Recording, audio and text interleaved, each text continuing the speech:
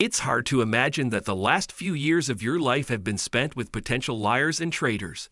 It's extremely hard to comprehend.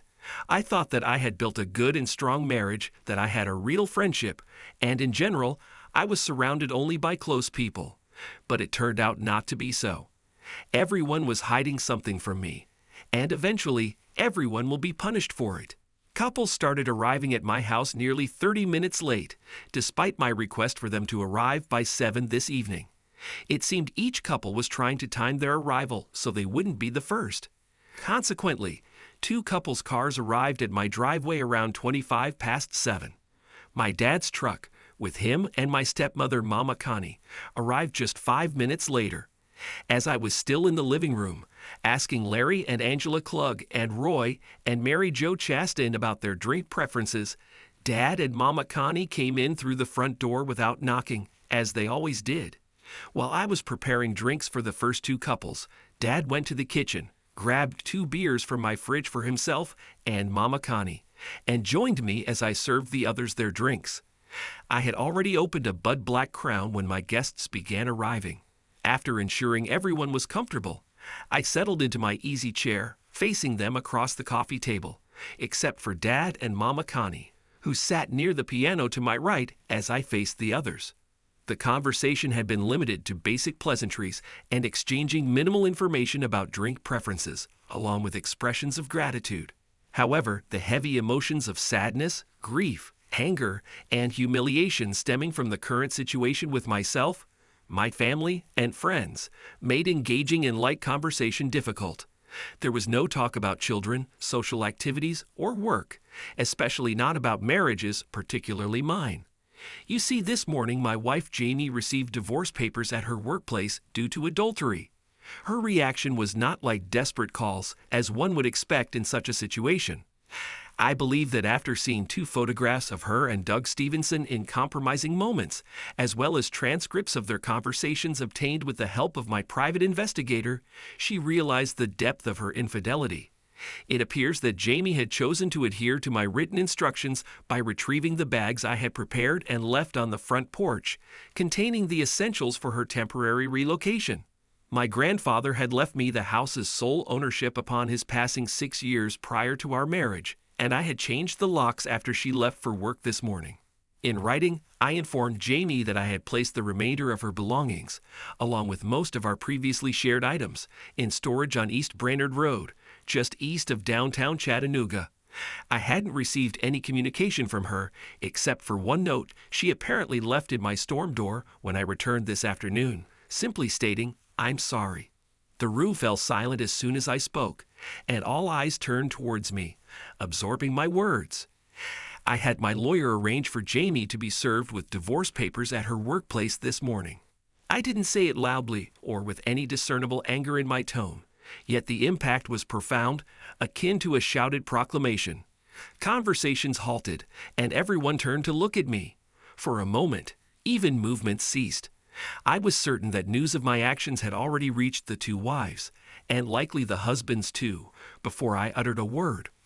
I focused my gaze towards a central point, avoiding direct eye contact with anyone, disregarding the expressions on their faces.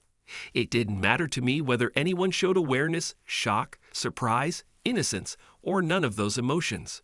Tonight's meeting wasn't primarily about announcing the end of my 6-year marriage to Jamie, but rather about mapping out my immediate future, moving forward, as politicians in Washington like to say, to give the illusion that their actions are leading towards some sort of positive outcome. It's a meaningless phrase crafted by Washington focus groups. Clint, my dad, finally broke the silence after about 5 seconds. "Are you certain there wasn't anything you and Jamie could have done before serving her papers? Or perhaps even now?" When I hesitated to respond immediately, grappling with my anger and frustration over multiple unfolding situations this evening, Mary Jo Chastain, being naturally the most outgoing of the group, remarked, "Mr. Hood, given how well I know your son, I'm certain he considered all the options before acting towards Jamie." She gently placed her free hand on Roy's arm as he silently contemplated her words. Under different circumstances, I might have appreciated Mary Jo acknowledging my ability to manage conflicting emotions, but not tonight. Just 3 months ago. Yep, Clint, Roy remarked to me, agreeing with my observation. It certainly appears to be a clandestine meeting from my perspective as well. Roy and I were enjoying a beer together after catching one of the numerous basketball games playing on the large screens at Buffalo Wild Wings. I had just remarked on what seemed like suspicious activity in the distant corner. She, a bottle blonde in her early 30s, had entered the bar about an hour earlier with 2 other women. He, a man in his late 30s, sporting a sharp suit and wingtip shoes, clearly out of place in a sports bar, had arrived alone just 10 minutes ago. Considering how swiftly he had navigated to the corner of the room after receiving his drink at the bar, and how promptly she had separated herself from her group to join him in his secluded corner, it was evident that they had either arranged this encounter beforehand, had done this before, or perhaps both. Observing the rings on their respective left hands, it was clear they were married, and other cues strongly suggested they were not married to each other. "Hey, Roy," I inquired, reflecting on the recent changes I had observed in Jimmy's affection and interaction with me, which were definitely not for the better. "What would you do if you recognized either one or both of those cheating jerks while out in public like this? I mean, of course, there's the risk of informing the betrayed spouse and having the one you tell become angry and hostile. But don't you think the deceived husband, in the case of the cheating wife, or the deceived wife, in the case of the cheating husband, deserves to know?" Roy didn't originally hail from Tennessee. He relocated from New York after completing his studies at Rensselaer Polytechnic Institute and securing a position at the Department of Energy in Oak Ridge National Laboratory. Later, he left ORNL and settled in Chattanooga when he was hired by a local engineering firm 4 years ago. Our introduction took place shortly after Roy and Mary Jo's move, at a book signing our wives had dragged us to at the local Barnes and Noble. We discovered we were neighbors, exchanged dinner invitations, and Jamie and I welcomed them into our circle of compatible couples among mutual friends. Having known Roy for several years now, and noting his enduring New Yorker traits, I wasn't particularly surprised by his response. Nah, too many complications. Besides, the truth always surfaces eventually in such matters. Why risk tarnishing a good friendship with a lasting, unpleasant memory? "So," I countered, "you're suggesting you'd simply stand by and say nothing. What if it involved the spouse of a dear friend? Wouldn't that hold any significance?" Roy twirled his glass on the small raised table where we were enjoying our wings and drinks, pondering his reply. Eventually he said, "Well, I suppose if it were a close friend, someone I really cared about, not just a work buddy or someone from our social circles, I might reconsider and feel compelled to inform the poor guy." I chuckled at how much of a Southern influence Roy's wife, Mary Jo, seemed to be exerting on him, nudging him to soften his staunch, stay-out-of-it mindset rooted in his upbringing near the Red Hook neighborhood of Brooklyn. I inquired, "You'd want to be informed if it were Mary Jo, wouldn't you?" "Never going to happen," he retorted sharply. Then he took a swift sip and slammed his glass on the table, displaying his irritation towards me, simply for entertaining the thought that his devoted wife could stray. "Relax, buddy," I reassured. "We're just speculating here, you know. I'm not accusing anyone. I just want to know that my friends would have my back if they ever noticed." I hesitated, then continued. "Jamie, engaging in any inappropriate behavior behind my back." I took a gulp of my beer. "You understand what I'm saying, Verna?" The mention of the old Ernest P. Worrell commercials with Jim Varney prompted Roy to chuckle and soften his previously hostile demeanor towards my words. I laughed along with him, pretending that everything was cheerful and optimistic. But inside, a growing darkness loomed that I couldn't hide much longer. After I revealed my plans to have Jamie served today and received brief responses from Dad and Mary Jo, silence lingered for a few more moments until I spoke again. "I've also initiated legal action against her unpleasant boss by serving him with papers alleging alienation of affections. In addition, I have ordered another set of documents to be sent to the local vice president of their company regarding non-compliance with the company's policy on inappropriate intimacy between employees who are married to other persons." I took a moment to collect my thoughts before proceeding, ensuring I conveyed everything in the right order. I was determined not to lose my flow or spoil the surprise I had planned. His mood noticeably soured, particularly when presented with evidence from my private investigator, confirming that many of his employees, including some in managerial roles, were aware of my wife's ongoing affair with her supervisor, but chose to remain silent, merely gossiping about it among themselves in the break room. The expression on my face undoubtedly grew darker as my anger mounted, both at the recollection of what had transpired and the extent of collusion among my wife's co-workers in her affair. Sensing the tension, the other couples in my living room wisely stayed quiet, allowing me to vent uninterrupted. Yeah, it's interesting how alienation of affections lawsuits aren't permitted anymore in Tennessee. However, because I had photographic evidence and eyewitness statements confirming that Jamie and that jerk shared a room in Charlotte, North Carolina, during a legitimate business trip 3 months back, the judge in Mecklenburg County, which covers Charlotte, allowed my lawyer to proceed with the case from there. It appears the locals there receive a portion of the legal fees from such suits, regardless of the outcome. Clint, you must really have a strong grudge against that company to go to such lengths for a lawsuit, remarked Larry. Oh, it's deeper than that, my friend, I replied, still seething but realizing that tonight would mark a significant and permanent shift in several relationships. I retrieved a leather-bound folder from the coffee table, extracting a manila envelope from within. After confirming it bore the correct mark, I casually slid it towards Roy across the table. Roy accepted the envelope, exchanging glances with his wife before querying, "What's this, Clint?" "Have a look, Roy," I replied calmly, deliberately keeping my emotions in check to resist the urge to confront him and his disrespectful wife. As he lifted the flap and emptied the contents, his eyes widened, and his mouth hung open as he began to breathe rapidly. "I'm serving you, friends," I said calmly, though I wanted to yell at him. "What? You? Are you crazy?" Roy exclaimed, attempting to regain his composure. "Roy, dear," Mary Jo interjected, now sitting upright, worried about her husband's reaction to what he was reading. Roy glared at me, too upset to respond to his wife, so I clarified for him.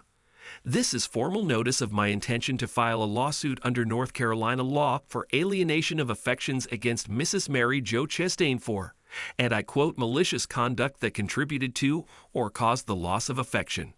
Those are the words, and they state that, as a direct and proximate result of the negligent, wrongful, and reckless misconduct and behavior of Mrs. Mary Jo Chastain, the plaintiff, that would be me, has suffered damage to the affection and consortium with my wife.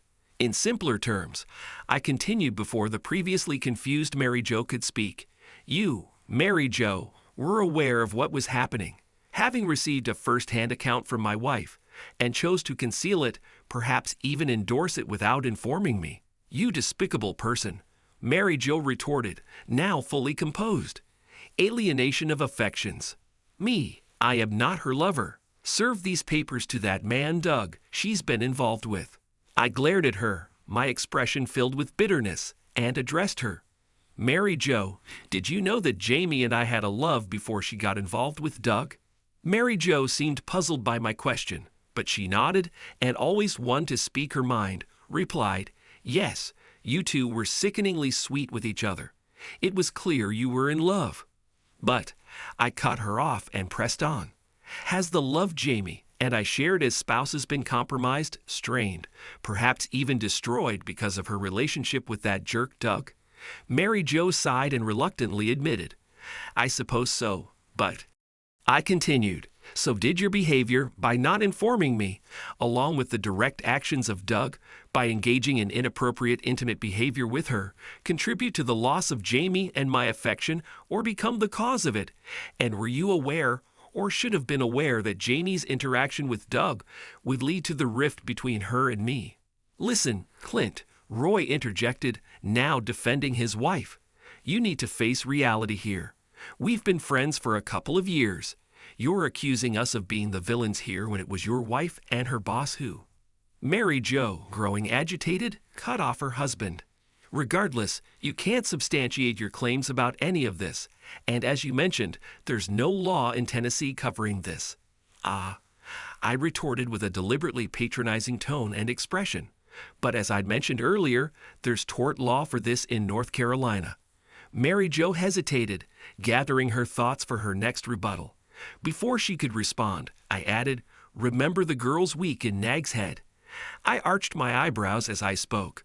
Mary Jo paused, her eyes narrowing as she tried to recollect the trip she took with my wife, Jamie, their friend, Angela Klug, who was now seated beside her, and even my own stepmother, Mama Connie. Jamie and I own a timeshare condo in Kissimmee, Florida. Note to self: need to nudge my lawyer to take care of getting Jamie to take the timeshare in the settlement, since those things are otherwise too hard to get rid of normally. We also belong to a timeshare swap consortium that allows us to trade our yearly vacation week unit at our place in Kissimmee for the use of another unit at one of the consortium's member resorts elsewhere in the U.S. Just about 3 months ago, right after she and Ashol Doug had begun to do the nasty, Jamie, my wife, had arranged a girls' week at a resort in Duck, North Carolina on the Outer Banks, all of the small communities in that area being referred to collectively by the locals as Nag's Head. Jamie, along with Mary Jo and Angela, had arranged their vacations to allow them to go together. At the 11th hour, I suggested to Jamie that she bring my stepmother along, hoping for some additional adult supervision. I was increasingly worried about Jamie's behavior and her inappropriate relationship with her boss. The private investigator had already been on the case for at least 2 weeks by then, and I was anxious about Jamie's behavior when she was away from me for a week, even with her peers. Mama Connie, who doesn't have a job outside her and Dad's home, agreed readily to accompany the younger women. "What about Nag's Head?" Mary Jo inquired. Instead of directly responding to her, I lifted my hand, holding the remote control for our cutting-edge stereo entertainment system.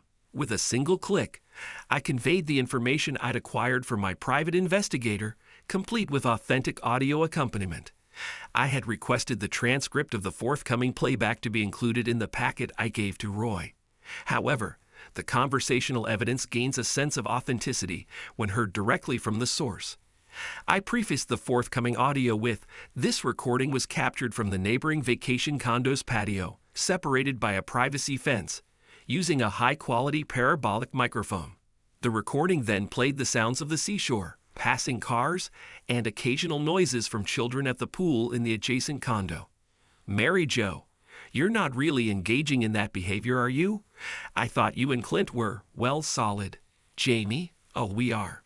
It's just that being with Doug feels exhilarating and naughty. I know it's temporary. I'll indulge in this forbidden experience, and then it'll be over soon. I'll remain committed to Clint forever." "Mary Jo, until the next temptation, you mean?" "Jamie, no, there won't be a next time. This is a one-time thing. Trust me, girlfriend. Once I end it with Doug, or he ends it first, that's it. I'll refocus, stop taking birth control, and Clint, and I can start building our family as we've planned." "Mary Jo, I'm just surprised, Jamie. This isn't like you. I couldn't betray Roy like that. He'd feel humiliated, angry, and question his manhood compared to the other guy I'd be cheating with. Speaking of which, are you with this guy because of Jamie? Oh no, Clint is a much better partner, both emotionally and physically, than Doug. It's just the thrill of the situation and the novelty, I suppose, and the excitement of being a little naughty before settling down with Clint for the rest of my life. Mary Jo, which might not last long if he discovers. Jamie, after a brief pause. You're not planning to betray me, are you?" Mary Jo, letting out a sigh audible even from the distance of the fence and 15 feet away, according to the PI's microphone. "No, I won't betray you, but I'm not going to actively lie either. Understand?" I pressed the remote, halting the playback. As the excerpt of their conversation from weeks ago in North Carolina played, I observed Mary Jo's expression darken while Roy's grew more hostile. "You despicable person," Roy exclaimed. "You had no authority to spy on and record my wife. I should take legal action against you for invading our privacy or—" Enough. As Ronald Reagan stated during the Republican primary debates in 1980, I paid for this microphone. Additionally, I was the rightful owner of the timeshare swap. Furthermore, suspecting Jamie of infidelity, I purchased a second resort week, which I assigned to my private investigator. Hence, he had full legitimacy to be present and record nature sounds of the beach. It's unfortunate that my unfaithful, soon-to-be ex-wife and your wife, who was all too willing to cover for an adulterer, happened to converse while my PI was testing his equipment on the adjacent patio of our vacation unit. I leaned back and paused briefly before continuing, and the judge in Charlotte was quite understanding of my situation, considering that conversation also occurred in North Carolina. Roy was visibly furious now. Well, you can just take these papers and shove them up your ass, bud. I'm not allowing you to drag my wife into court and publicly humiliate her, even if it does happen in Charlotte. I grinned and retrieved another hefty envelope, pushing it across the table toward him. Oh, she won't be the only one facing public embarrassment. Bud. Roy angrily grabbed the second envelope, nearly tearing it open to reveal its contents. Within seconds, he was on his feet, spitting out his words. You son of a bitch. You must be out of your mind. You've been served too, fool. I replied as calmly as I could, though my anger towards Roy and his involvement in the situation was boiling beneath the surface, something he was about to discover. What do you mean by intentional infliction of emotional distress? Roy yelled. I grinned at him and remarked, essentially, in states where alienation of affections lawsuits aren't permitted, they often allow for legal action under intentional infliction of emotional distress, IED laws, and Tennessee is among them. This is where I take legal action against you for what's termed as outrageous conduct with the intent to cause or reckless disregard for the likelihood of causing emotional distress to the plaintiff. That's me. And that the plaintiff suffers severe or extreme emotional distress, and that the defendant's outrageous conduct is the actual and proximate cause of the emotional distress. You being the defendant, you jerk. Emotional distress encompasses mental suffering, anguish, and all other highly unpleasant mental responses, including fear, nervousness, grief, anxiety, worry, embarrassment, shock, humiliation, and indignity, as well as physical pain. Trust me, my lawyer and I have thoroughly reviewed this, and I've studied it extensively. When have I ever done anything remotely like that to you, you bastard? Roy yelled. I raised the remote once more and proposed, how about meeting at the wagon wheel where you're aware I'm a regular? You jerk. I anticipated that Mary Jo, being as talkative as she is, would at least spill the beans about Jamie's affair, so I instructed the PI to keep tabs on both of you and your conversations about me.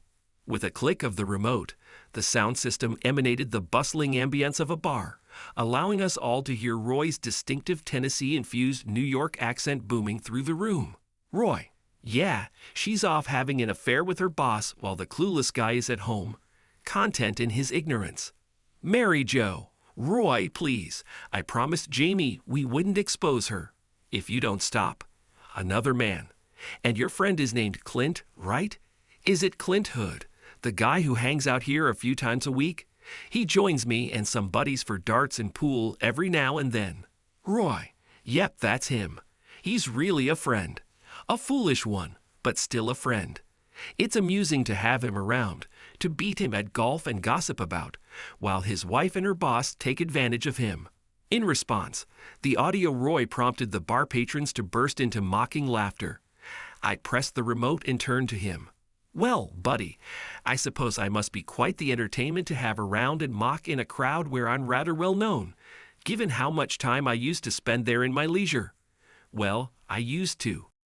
Now, thanks to Jamie's actions and your big mouth, I'll have to find a new spot to hang out where I can enjoy a beer, some pool, and darts, alongside any new friends I might come across after I take legal action against you and sever ties as a friend. Oh, that's right, I added with a sardonic grin. I've already taken care of that. I presented another document unenclosed. This is the initial report from a therapist my lawyer arranged for me to see last week. I explained. It asserts quite conclusively that I'm experiencing emotional distress in various forms. Mental anguish, grief, anxiety, humiliation, and indignity, all contributing to the onset of acid reflux, which serves as evidence of the deterioration of my physical health. Roy and Mary Jo stood up, visibly angry and embarrassed, but said nothing. Speaking quietly to them, I added, "Feel free to leave, and I'll see you in court." Roy, still trembling with anger, watched as Mary Jo collected the documents they had been given. She gently touched his elbow, and they exchanged a look. She mouthed, "Let's go," and they headed for the door. Roy exited first, and Mary Jo glanced back before following. I caught her murmuring softly, "I'm sorry," just before the storm door closed quietly behind her. Several weeks earlier, thwack, the effortless swing and graceful follow-through of Larry Klug always left me envious whenever he gripped a driver. His consistently powerful tee shots often compensated for his subpar wedge play and other shortcomings in his short game, allowing him to typically dominate our rounds on the course.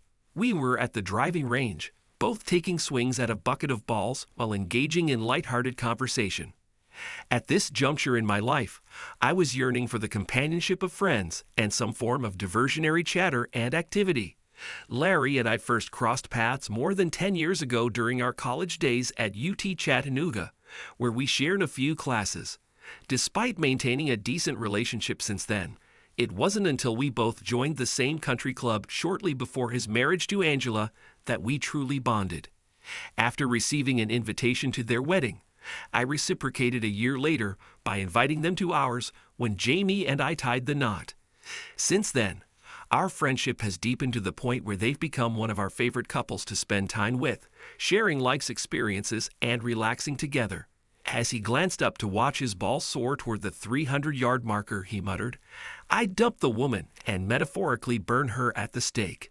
Fair enough, but how do you deal with the fact that despite her being unfaithful, deceitful, and dishonest, someone you've invested years of love into, which doesn't just vanish overnight or even over months or possibly years? I was navigating my emotions here, having already come to terms with Jamie's infidelity and the impending end of our marriage. But despite my anger towards God, as painful as it was, I still felt hurt. I had truly loved Jamie with all my heart, and to be honest, I still do, even after her infidelity. I just needed to seek the perspectives of other people whom I trusted so that I could make the necessary decisions without feeling so isolated, I suppose. Simple. Larry responded as he set another golf ball on the tee next to mine. He stood up to speak to me before addressing the ball and continued, "Well, maybe not quite so simple. The poor guy might continue loving her to some extent for the rest of his life, but the wise man follows one of the fundamental economic principles: never attempt to recover a sunk cost or invest more resources into a failing endeavor with the hope of returning to the initial state. It just doesn't happen." Pausing before swinging his driver, Larry inquired, "Why the sudden interest in unfaithful partners?" "You're not." "No," I responded quickly. And then I fabricated. Heard rumors about a colleague at my workplace, that his wife might be having an affair with someone named Jody, and I was just pondering what advice to give him if he were to seek my opinion on it. So I'm consulting a few friends to gather their thoughts as I figure out my own stance, that is, if I choose to say anything at all. This explanation seemed to calm Larry. He simply nodded and focused on his golf shot. Then he executed another one of those flawless drives that filled me with envy. Larry cast a sympathetic glance my way as we all listened to Roy and Mary Jo's car starting outside at the top of the sloping driveway leading down to my house. Angela remained quiet, her gaze fixed on the center of the coffee table.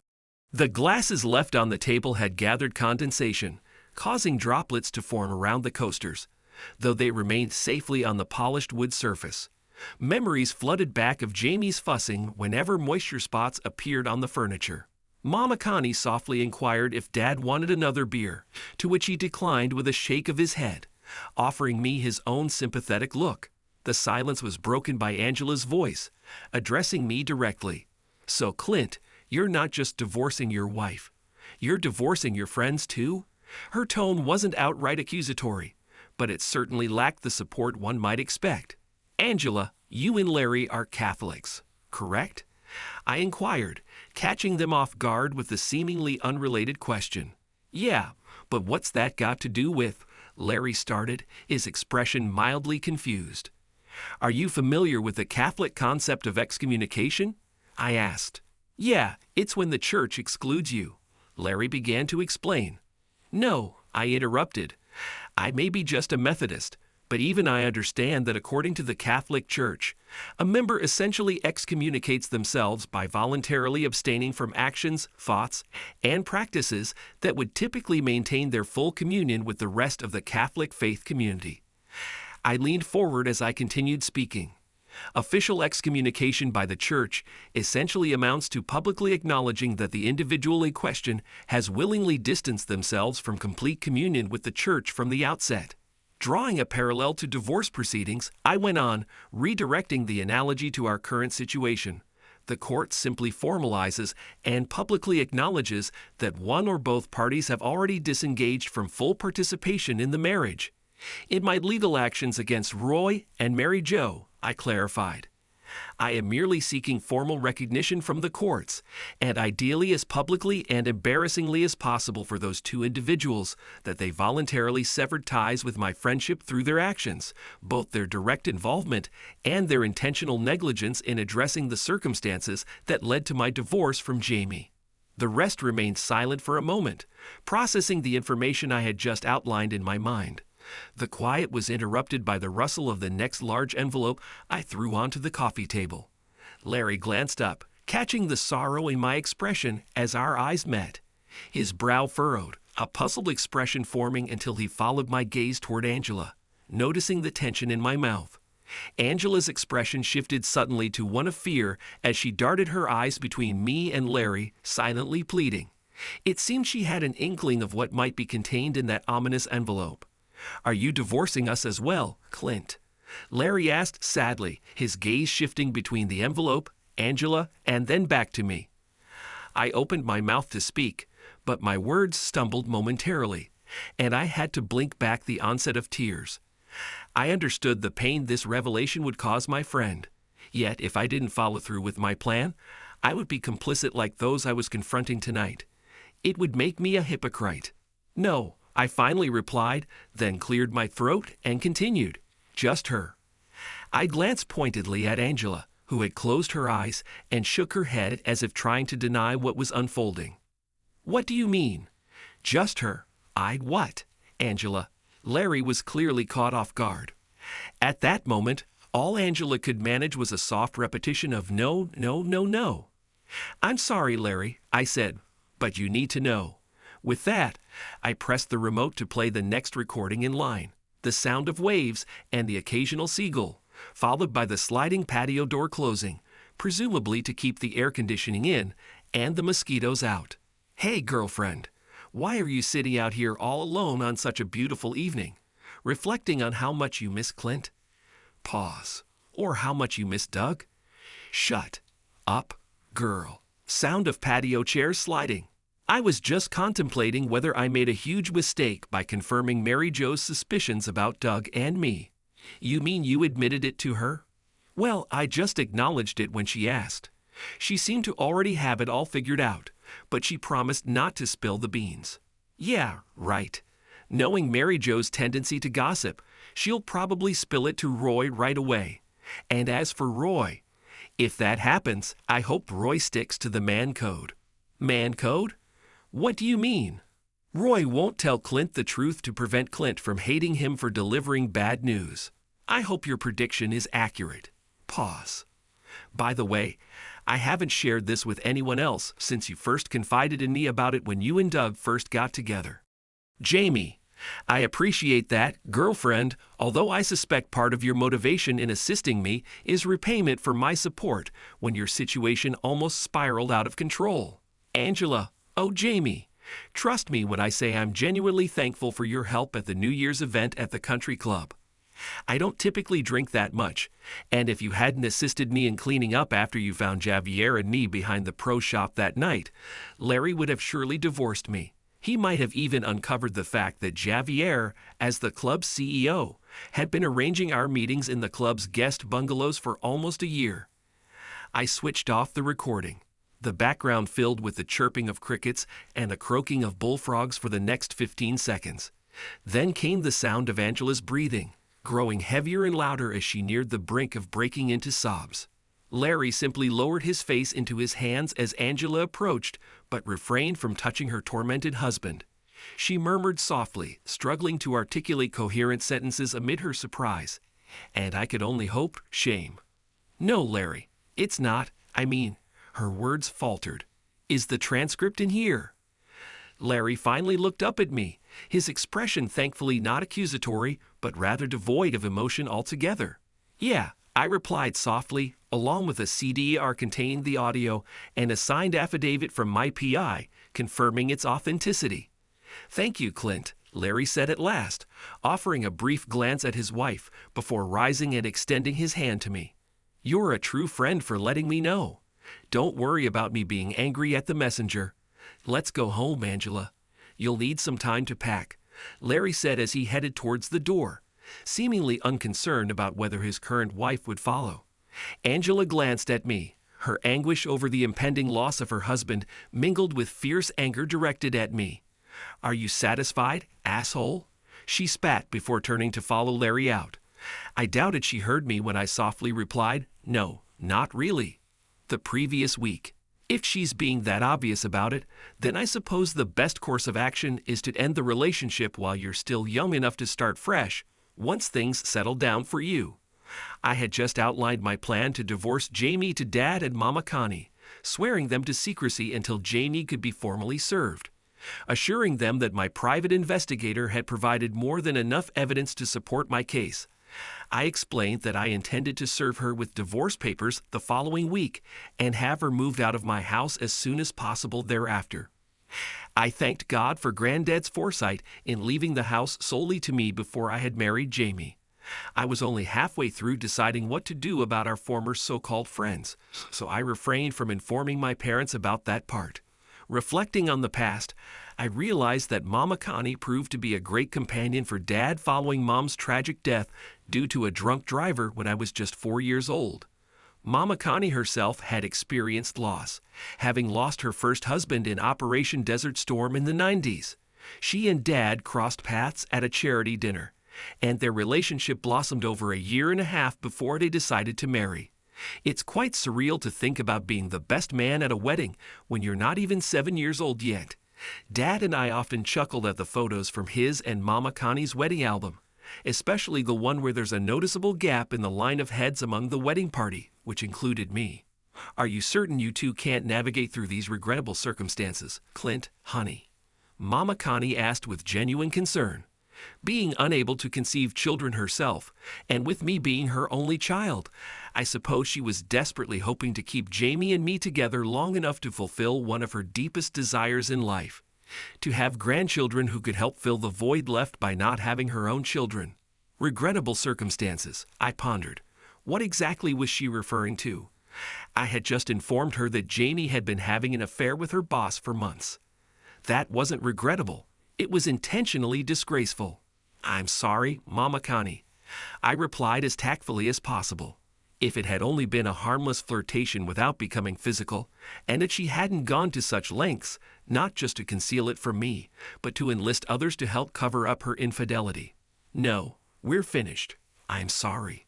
Mama Connie rose to assist in tidying the living room, collecting the glasses left behind by my former close friends. She wiped down the coasters and neatly stacked them before heading back to the kitchen. As she departed, Dad mustered the energy to address me with what he had been meaning to say. "Well, son, you're certainly severing ties here. You filed for divorce from G-May, served 2 of your friends with lawsuits for alienation of affections, and 1 for aid. Have I covered everything?" I understand that he intended to convey facts with a hint of humor, aiming to boost my morale. He likely believed he had imparted enough survival skills to me, both in the wilderness during my youth and emotionally through his guidance as I grew older. The assurance in his expression suggested he was confident things would resolve positively. That's likely why he paled and nearly dropped his beer when I handed him my final envelope, saying, "Almost." It was now fully dark outside, with the beacon light atop Lookout Mountain flickering in the distance, accompanied by the distant glow of the city on the horizon. Reaching the top of the driveway, I headed towards my truck, intending to find a new bar to spend some time in, away from home, and enjoy a couple of beers. Glancing back at the house, I peered through the front picture window. Dad held the contents of the envelope in his hand, including the transcript of another conversation my private investigator had recorded during that eventful week at the Outer Banks. His expression conveyed a mix of disbelief and anger, while Mama Connie's face reflected anguish and misery. I started the powerful Cummins diesel engine and drove away from the curb, unconcerned about leaving them at home. I knew Dad had a key and would lock up when they departed.